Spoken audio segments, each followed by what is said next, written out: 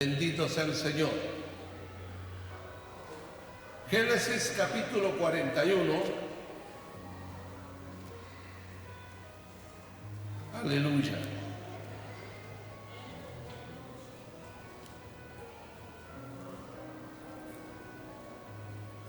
Estamos leyendo este día el capítulo 44.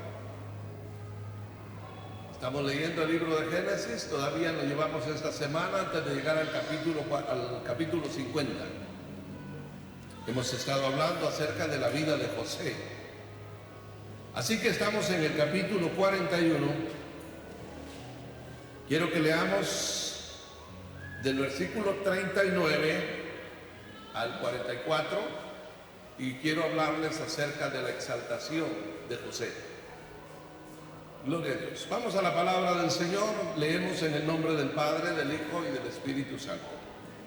Dice así: y dijo Faraón a José: pues que Dios te ha hecho saber todo esto, no hay entendido ni sabio como tú. Tú estarás sobre mi casa y por tu palabra se gobernará todo mi pueblo. Solamente en el trono seré yo mayor que tú. Dijo además Faraón a José: he aquí, yo te he puesto sobre toda la tierra de Egipto.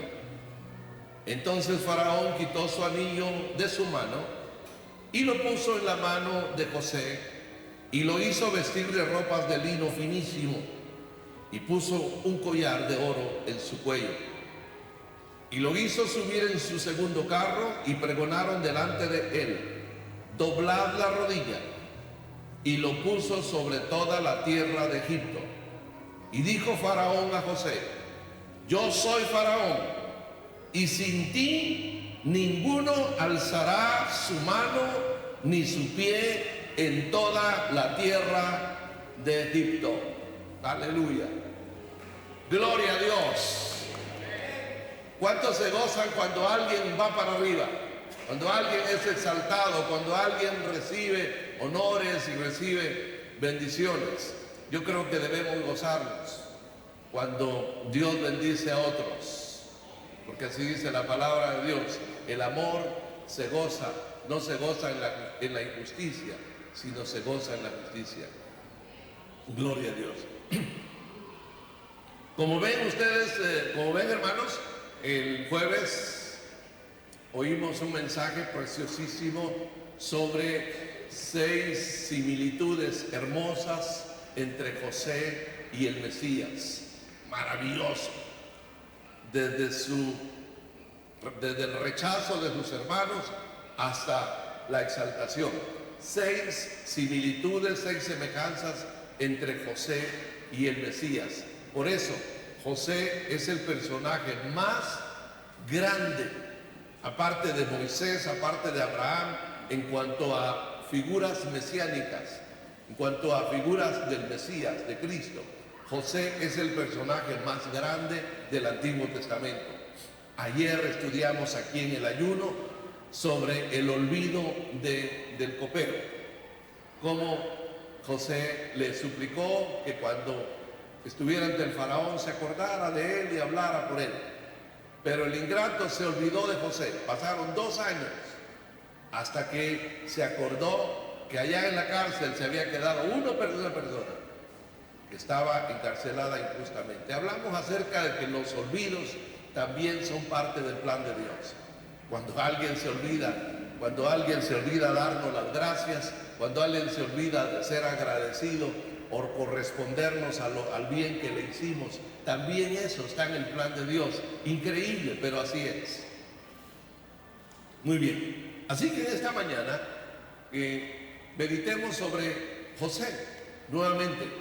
Esa vida tan hermosa, tan apasionante. José el soñador, la figura más grande del Antiguo Testamento en cuanto al Mesías. Lo glorioso de José es que fue exaltado hasta lo más alto en el imperio egipcio. No era una nación cualquiera, era el imperio egipcio. gobernado por un emperador, por un hombre que el mundo lo consideraba Dios. Los faraones se consideraban dioses. Bueno, José llegó a ser el segundo. Aquí lo dice la lectura que vimos. Dijo Faraón: sin ti nadie alzará su mano ni su pie en toda la tierra de Egipto. Yo soy el Faraón y solo yo estaré sobre ti. Y le dio su anillo y lo hizo subir sobre su segundo carro y le dio un vestido real para exaltarlo, y pidió que toda la tierra gritara y confesara que José era el Señor de Egipto. Lo singular de la vida de José es que antes de llegar a ese nivel tuvo que descender muy bajo. Y esa es la gran enseñanza que nos da el Antiguo Testamento en la vida de José. Antes de ser exaltado hay que pasar por la escuela de la humillación, la escuela del quebrantamiento. Muchos quisieran ser exaltados de la noche a la mañana, pero para ser maestro hay que saber, hay que ser un alumno primero. Para enseñar primero hay que aprender. No hay atajos. Hay que pasar por ese camino, el camino de la humillación. José pasó por ahí. Fue humillado, fue maltratado, fue abandonado, fue despreciado. Pero Dios tenía un plan para él. Pero generalmente así es, ya que la Biblia dice que antes de la caída es la soberbia. Es obvio que cuando una persona se llena de soberbia va a caer. Pero también dice la palabra de Dios que el que se humilla será exaltado. Así lo dijo el Señor en Lucas 14:11. Es un proverbio, una sentencia, que el que se llena de soberbia va a ir para abajo, caerá. Pero también es tan cierto que el que se humilla será exaltado. Y José pasó por ese camino, el camino de la humillación. Y él voluntariamente se humilló, como dice la Escritura acerca de Jesús. Se humilló a sí mismo hasta la muerte. Gloria a Dios.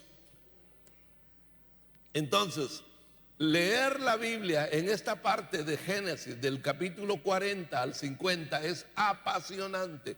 Si usted no está enamorado de las Sagradas Escrituras, si usted no lee con esa pasión la Biblia todos los días, su vida espiritual nunca va a crecer. Usted seguirá siendo un creyente común como cualquier evangélico, entre comillas. Pero si usted quiere pasar de ser un simple creyente a un verdadero discípulo, a un creyente discípulo maduro, de convicción, que no anda de iglesia en iglesia, que no se va porque allá va a haber una reunión, porque allá le van a ir a profetizar, no, usted se va a la palabra, la palabra, la palabra, la palabra, la palabra, la palabra.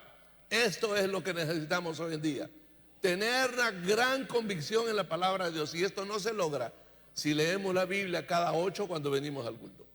Es necesario meditar todos los días en la palabra de Dios. Así que por eso tenemos un devocional, una guía que se llama Encuentro Diario con Dios. Y estamos estudiando el libro de Génesis. Y ya sabe usted que terminando Génesis pasamos al libro de Lamentaciones. Muy bien. José desciende al pozo de la desesperación. Fue echado a una cisterna por sus hermanos. Era un pozo. Fue echado al pozo sin compasión por sus hermanos. Fue vendido 2 veces como esclavo. Lo vendieron sus hermanos como esclavo y luego fue vendido en Egipto otra vez al Potifar. Sus hermanos lo vendieron a los madianitas lo vendieron a Potifar. 2 veces fue vendido como esclavo. Fue encarcelado injustamente y fue acusado de ser un violador. Pero todo era falso. Así que descendió al pozo de la desesperación. También descendió al pozo de la humillación, al pozo del desaliento, de la incertidumbre, al pozo de la soledad. Porque después de ser el hijo privilegiado y mimado en su casa, ahora era un esclavo, sin familia, sin protección, sin seguridad. descendió a la incertidumbre. Su futuro, de un momento a otro, su futuro quedó anulado. No miraba él qué sería de su vida. Su futuro entró en la incertidumbre, en la soledad y en el desaliento. Después de ser el hijo mimado de Jacob, lo perdió todo, todo. Perdió a su familia. Primero su madre había muerto cuando él era chiquillo. Ahora lo arrebataron de su padre. Perdió a su padre. Perdió a sus hermanos porque sus hermanos lo desecharon. Lo echaron al pozo. Luego lo vendieron. Luego inventaron que una bestia lo había devorado. Perdió a su familia. Se quedó sin familia. Perdió su posición. Ese vestido de colores que su padre le había hecho había quedado despedazado por sus propios hermanos. Perdió su libertad. Perdió su apellido. Era un esclavo nada más. Lo perdió todo. Pero de ese nivel, de esa humillación, de esa condición, Dios tenía que sacarlo. Y estoy dando solo resumen porque hemos venido leyendo. Yo creo que estoy hablándole a gente que está leyendo el libro de Génesis y que conoce esta historia. José entonces ascendió de pronto, porque la mano de Dios lo habría de levantar y porque ese era el plan de Dios. José ascendió o se levantó del pozo y pasó a la gloria. Por eso decimos que es una de las figuras más hermosas del Antiguo Testamento sobre el Mesías, porque encaja perfectamente con lo que Pablo dice en Filipenses capítulo 2 acerca de Jesús. Por cuanto se humilló hasta la muerte y muerte de cruz, Dios también lo exaltó hasta lo más alto y le dio un nombre que es sobre todo nombre, para que toda lengua confiese que Jesús es el Señor. Amén. Aleluya. Así que José sale del pozo de la desesperación y va a la gloria. ¿Por qué? ¿Por qué pasó todo esto en José? ¿Por qué Dios lo levanta y lo lleva hasta el trono? A ser el segundo del faraón, a llevar el anillo del emperador, a caminar en el segundo carro del imperio. ¿Por qué? ¿Cuáles fueron las causas, las bases para que Dios hiciera esto con José? Primero, bueno, yo veo tres factores. Primero, su temor a Dios. Su temor a Dios. Cuando la mujer de Potifar lo sedujo, cuando lo agarró en la recámara, cuando le dijo, ahora sí, de aquí no te vas, te quedas conmigo. Y le dijo, todo lo que hay en esta casa está bajo mi autoridad, porque mi amo lo ha puesto bajo mi autoridad, excepto tú. Tú no estás bajo mi autoridad, así que yo no puedo tocarte, porque si yo lo hago, dijo José, cometería un gran pecado contra Dios. Su temor a Dios. Su temor a Dios hizo que José no sucumbiera ante una tentación. Es que la esposa de Potifar, primero era la esposa de un capitán. Y posiblemente, yo creo que no era fea la señora. Y tampoco no era una anciana. Así que tenía que ser una tentación. El diablo no va a tentar con algo que no sea atractivo. Así que José soportó esta tentación. Fue la prueba de su vida. Pero esto fue posible porque temía a Dios. Si yo hago eso, le dijo a la mujer, cometería un gran pecado contra Dios. Eso es lo que tenemos que tener en la cabeza. Si yo hago eso, voy a cometer un pecado muy grande contra Dios. Y salió huyendo. Y dijo, es mejor que digan aquí corrió y no aquí quedó. y dejó, y la mujer le arrebató su capa, y ahí usted la historia ya la sabe. Lo calumniaron de que él había intentado violar a la señora. Así que Dios lo va a exaltar hasta lo sumo, lo va a levantar del pozo de la soledad, del desaliento, de la humillación, y lo va a llevar al trono, a lo más alto del poder, por su temor a Dios. Segundo, por su fe en Dios. Su fe en Dios. Cuando estaba en la cárcel, el copero y el panadero le contaron que habían tenido un sueño esa noche. Y entonces les dijo: bueno, pero ustedes no saben que Dios es el que revela los sueños. Cuéntenmelos. Él no dijo: vengan, yo se los voy a interpretar. Dijo: es Dios el que revela los sueños. Cuéntenmelos. Cuando lo llevaron ante el faraón para que interpretara el sueño de las 7 vacas flacas, gordas, y las 7 vacas flacas, y los 7 manojos de espigas llenos de trigo y las otras marchitas, el faraón le dijo: me han contado que tú eres sabio y que interpretas los sueños. Y él dijo: no, yo no lo hago, es Dios el que lo hace. Él tenía la convicción de que era Dios el que se movía en su vida. Tenía la convicción que Dios era el que hacía las cosas.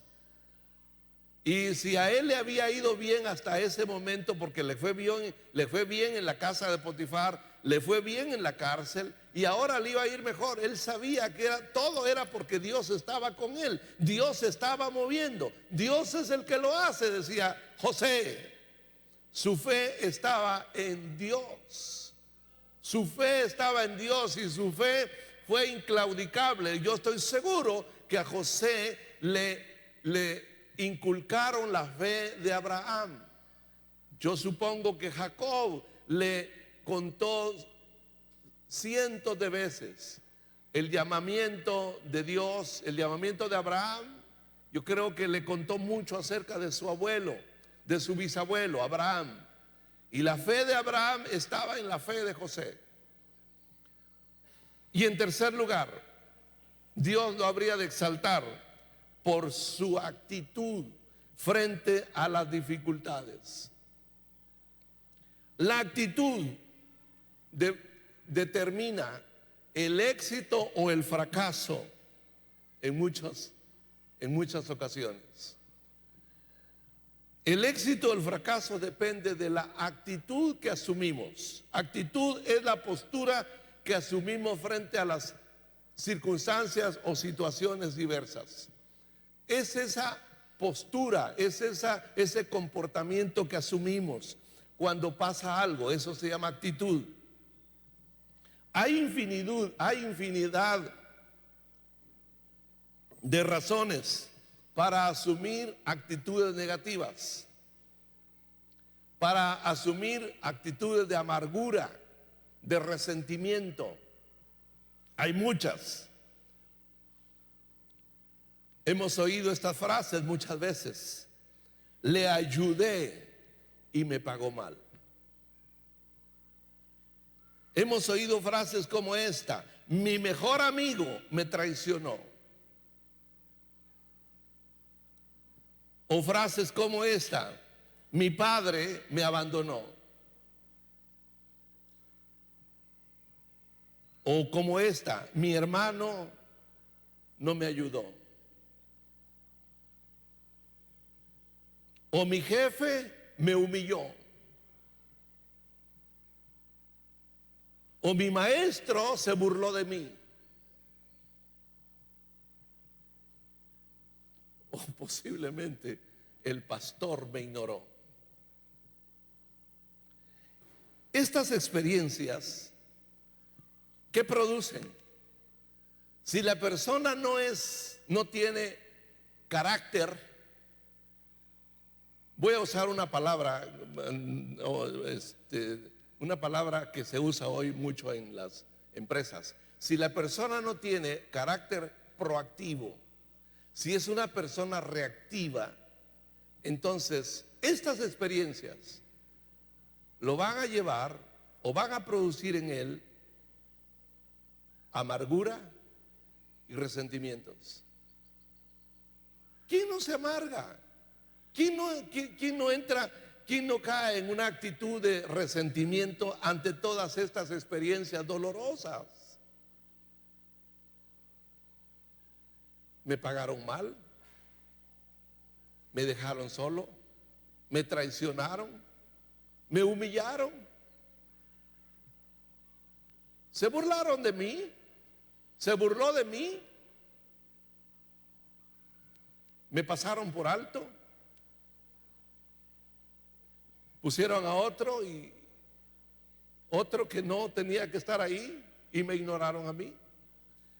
Cosas como esas nos llevan a asumir una actitud negativa si no tenemos carácter proactivo. La proactividad consiste en tomar la iniciativa que yo creo que es la correcta. Es tomar mi propia iniciativa. Es hacer lo que yo creo que tengo lo mejor. Tener una actitud reactiva de reacción es, bueno, yo voy a actuar conforme el estímulo que reciba. Si me tratan bien, estoy contento. Si me tratan mal, estoy enojado. Tengo que ser estimulado para reaccionar. Eso se llama ser reactivo. Una persona reactiva está esperando que le digan lo que tiene que hacer para hacerlo. Una persona proactiva hace lo que cree que es correcto sin que se lo digan, sin que se lo pidan. Entonces, si somos reactivos, vamos a actuar con amargura ante experiencias dolorosas. Pero José no era esa persona. A José no lo vemos amargado ni resentido. Ese fue el misterio de su victoria, o la razón de su victoria. ¿Por qué José llega hasta la cúspide? Porque nunca se amargó, no era una persona resentida. Y aunque, como vimos ayer en el balance, vimos que había una mezcla en su carácter de sentimientos resentidos y de amor y resentimiento, pero vimos por qué. ¿Cómo es que José va llevando a sus hermanos con sentimientos que aparentaban que él estaba resentido con ellos? Pero vimos que su procedimiento con ellos fue llevarlos hasta un quebrantamiento real, porque como decíamos ayer, decir discúlpame por lo que hice no es suficiente. Él quería ver que ellos de verdad estaban arrepentidos, y eso lo hace Dios con nosotros. A veces decir, Señor, perdóname por lo que hice, no. Miren, Juan el Bautista le decía a la gente de Judá: hagan frutos dignos de arrepentimiento. Hagan frutos dignos de arrepentimiento, porque el hacha ya está puesta al pie del árbol. Árbol que no da buen fruto será cortado. Así que den muestras de arrepentimiento. Decir solamente discúlpame pues, o discúlpame vos, no. Hay que dar muestras de verdadero arrepentimiento. Hay que reparar el daño. Hay que restaurar la relación por medio de acciones. Esto fue lo que José logró hacer con sus hermanos. Los va acorralando. Y qué tremendo es estudiar los detalles de esta historia. Lo hicimos ayer, gracias a Dios, en el ayuno, para ver cómo es que Dios hace lo mismo con nosotros. Pero lo importante es que José no se dejó amargar por las experiencias que tuvo en su vida. Lo humillaron, lo dejaron solo, lo echaron al pozo, lo vendieron, etcétera, etcétera. Pero al final él va a decir, todo esto estaba en el plan de Dios. y a sus hermanos, lo que ustedes hicieron conmigo fue cumplir lo que Dios cumplir lo que Dios tenía en su plan. Dios me quería en Egipto y Dios los usó a ustedes. Aleluya. ¿Cuánto da gloria a Dios, hermanos? Aleluya. Gloria a Dios. Bien. Gloria a Dios. Así que José no se dejó amargar ni vivir una vida de resentimiento por todo lo que le había pasado. Y eso, como digo, fue la razón de su victoria y el éxito de su vida. José fue de bendición, su vida llegó a ser de bendición para multitudes. Muchísima gente se benefició y recibió bendición por o a través de la vida de José. Como esclavo, José fue de bendición en la casa de Potifar. Potifar se dio cuenta que todo marchaba perfecto, todo iba bien. Y se dio cuenta que todo esto era porque José estaba allí. Era el esclavo, el empleado, y se dio cuenta que las cosas marchaban tan bien que dijo: mira, José, te entrego la administración de mi casa. Todo está bajo tu responsabilidad. Así que como esclavo fue de bendición en la casa de Potifar. Como prisionero fue de bendición para los presos que estaban en la cárcel. Luego salió de la cárcel para convertirse en el gobernador. Y como gobernador fue de bendición para todo Egipto. Pero al final de la historia vemos que José, como hijo y como hermano, fue el salvador de toda su familia. No vemos en él reclamo, reproche, resentimiento, amargura. Vemos en él un carácter de madurez. Vemos en él una fe inquebrantable, una confianza total en que Dios tiene el control de todo, de todo. ¿Qué hubiera sido de José si nunca hubiera salido de su casa? ¿Cuál hubiera sido el futuro de este joven si no lo hubieran vendido sus hermanos? Si él no cae en estas adversidades, ¿cuál hubiera sido su vida? ¿O cómo hubiera sido su vida? ¿Cómo hubiera sido su futuro? Bueno,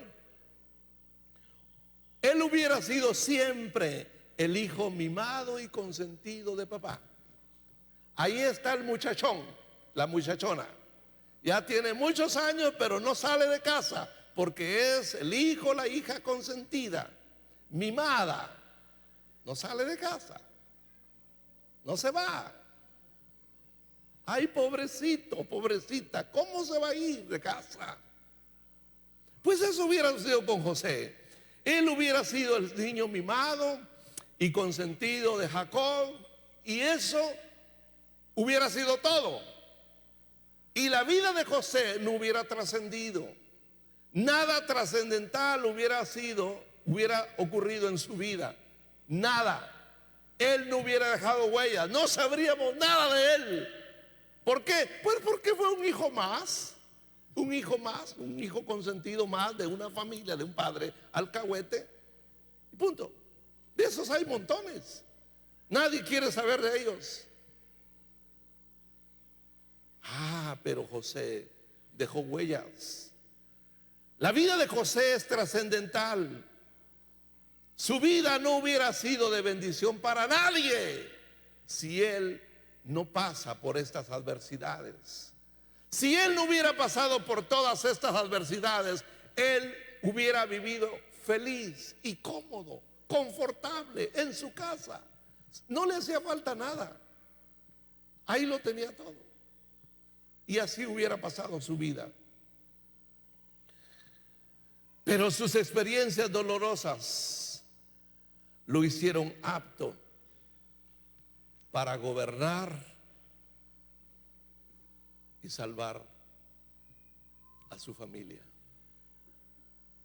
Sus experiencias dolorosas lo hicieron apto para ser el gran hombre, el gran José, el gran gobernador. Valió la pena, así se lo digo a sus hermanos, valió la pena haber pasado por todas estas adversidades. Valió la pena todas estas circunstancias adversas, valió la pena porque miren ahora dónde estoy.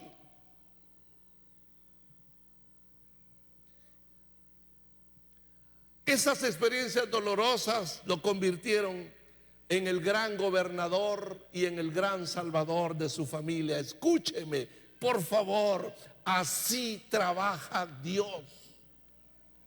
Así trabaja Dios.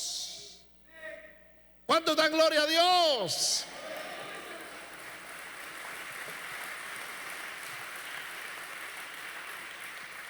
Para exaltar a alguien, primero Dios tiene que trabajar con su carácter.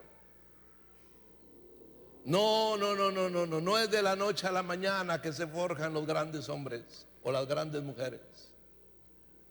Los grandes personajes en la vida han pasado por grandes experiencias que han sido en su mayoría dolorosas. Así que si usted está pasando por alguna adversidad, yo le invito en esta mañana a que dé gracias. Dé gracias, porque la palabra dice que a los que aman a Dios todas las cosas ayudan a bien. Los que aman a Dios todas las cosas ayudan a bien. ¿A quiénes les ayudan a bien? A los que han sido llamados con este propósito. ¿Cuál es el propósito de Dios para nosotros? Que seamos conforme a la imagen de su Hijo. Ese es su gran propósito. Que seamos semejantes a su Hijo, igual a su Hijo. Y si para lograrlo el Señor tiene que permitir experiencias traumáticas, dolorosas, soledad, desaliento, abandono, humillación, etcétera, etcétera. Dios tiene siempre un propósito en todo. No nos lamentemos, no nos quejemos. No nos quejemos. Anoche estudiamos el Salmo 37 y decíamos dice la lección del Salmo 37 que el propósito de Dios o el propósito del Salmo 37 es que su pueblo no se queje. No se queje cuando ve que otros prosperan, y peor si son impíos. Ay, cómo le va de bien, qué camioneta, qué casa, qué carro los que tiene. Y dice el salmista: no olviden que el hombre es como la hierba del campo, que su flor es tan efímera. La hierba crece, produce su flor, pero así se marchita y desaparece. Así es el hombre. La trascendencia del ser humano no son las riquezas, no es la abundancia de bienes que posee. Su trascendencia está en que él es un ser inmortal. Dios ha puesto inmortalidad en el hombre, en el ser humano. Nosotros tenemos esa esperanza. La Biblia dice que el regalo de Dios es vida eterna. ¿Cuál es el regalo de Dios? Vida eterna. Vida eterna. Vivir para siempre. Vivir eternamente. La palabra eterna quiere decir eterna. Eterna, que nunca se acabará, nunca dejará de existir. Usted, si está en Cristo. Así que, hermanos amados, Dios tiene un propósito en todo. Y se lo despidieron del trabajo y fue injusto lo que hicieron. De gracias, de gracias. Si esa persona a quien usted ayudó le pagó mal, dé gracias, dé gracias. Si usted esperaba que le recompensaran y se les olvidó y lo dejaron en el olvido, dé gracias. Va a llegar el momento en que Dios va a usar esas experiencias y las va a poner en el camino. Todo va a coincidir con las circunstancias suyas. Dios es el gran arquitecto, el gran maestro. Él es el gran matemático. A Él nada le sobra, nada le falta. Todo encaja, todo es perfecto en Dios. Yo puedo confiar en Él. Yo puedo creer que lo que pase ahora está en sus manos. Lo que pasó ayer ahora veo que fue para bien. Y entonces creo que lo que pase este día está en sus manos. Mi Dios es soberano. Él condujo a José al fondo del pozo porque lo iba a levantar de ahí hasta la cima de la gloria en Egipto. Por eso decimos que José es la figura hermosa del Mesías, pero también es el prototipo del verdadero creyente. El verdadero creyente sabe que en Dios todo es positivo, todo es bueno, todo es glorioso. Nada es malo en Él. En Dios nosotros somos más que victoriosos. En Él somos más que victoriosos. Lo peor que le podría pasar a usted en la vida es que se muera. Pero aún eso es ganancia para el que cree en el Señor Jesucristo. Para mí el vivir es Cristo, dijo Pablo, y el morir es. Así que si me muero estoy ganando porque estoy en Cristo. Es ganancia. Así que en Cristo ya no hay fracaso, no hay derrota, no hay experiencias que produzcan en mí resentimientos o amarguras. Tenemos que dar gracias en todo. Así dice la palabra: dad gracias en todo porque esta es la voluntad de Dios. Yo le invito en esta mañana a que demos gracias, que adoremos al Señor con ese corazón agradecido. Adoremos al Señor. Mire, no adoremos al Señor para que se me olviden las penas, no. Adoremos al Señor sabiendo que Él tiene control de mis circunstancias. ¿Qué te está pasando? ¿Por qué lloras? ¿Por qué te quejas? Bueno, humanamente lo entiendo, pero yo le invito en esta mañana a que usted eche mano de la fe. Apóyese en aquel que dijo: clama a mí y yo te responderé. Aquel que dijo: no temas, Jacob, yo te sostengo con mi mano derecha. No temas, yo te ayudo. Él es nuestra ayuda, Él es nuestra fortaleza. No tema, no tema. Dios está al control de todo. Él sabe lo que está pasando. Aleluya, gloria a Dios. Dice alguien que nuestra vida es como un tapete. Amén. Dele gloria al Señor, hermano. Dele gloria a Dios. Nuestra vida es como un tapete que se está elaborando. Nosotros vemos el revés del tapete, y al revés del tapete no hay más que nudos y nudos y nudos y nudos y nudos y nudos. Eso es lo que yo miro. Pero en el derecho del tapete va quedando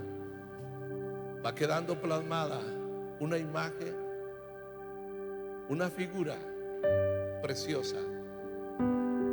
Yo creo que en el derecho de mi vida, en la parte que Dios ve, va quedando la figura de Jesús.